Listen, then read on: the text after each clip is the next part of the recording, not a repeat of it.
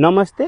बिरामी ओपीडीमा आउँदा अनेक समस्याहरू लिएर आउँछन्। विशेष गरी त्यो समस्याहरूमा छालासँग सम्बन्धित समस्याहरू पर्दछ।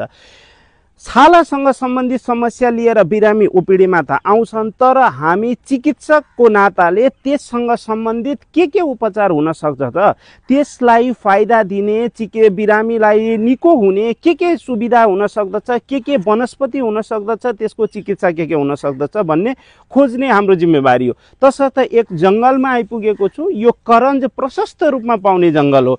विशेष गरी छालासँग सम्बन्धित भएर बिरामी आउने भनेको धेरै चिलाउने, दादको समस्या हुने, अर्टिकेरियाको समस्या हुने, सोरिएसिसको समस्या हुने तथा अनेक कुष्ठसँग सम्बन्धित समस्या भएर बिरामी आउँदछन्।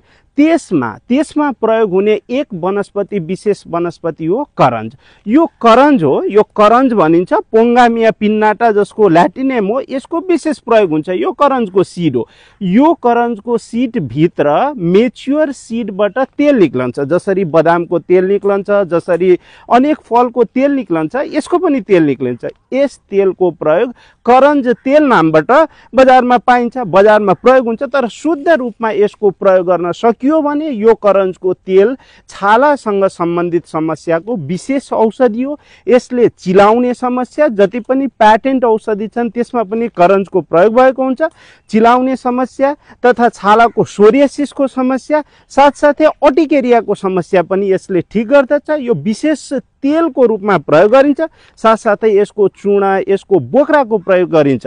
यो करञ्जको वृक्ष हो। यसमा फल पनि फलेको छ। यसरी करञ्जको फल यो सिजनमा फल्दछ। जब जाडो आउन थाल्दछ तब यसको फल लाग्दछ, फूल लाग्दछ र सुन्दर वृक्ष देखिन्छ। यसको प्रयोग छालासँग सम्बन्धित रोगमा गरिन्छ। हस्त, धन्यवाद।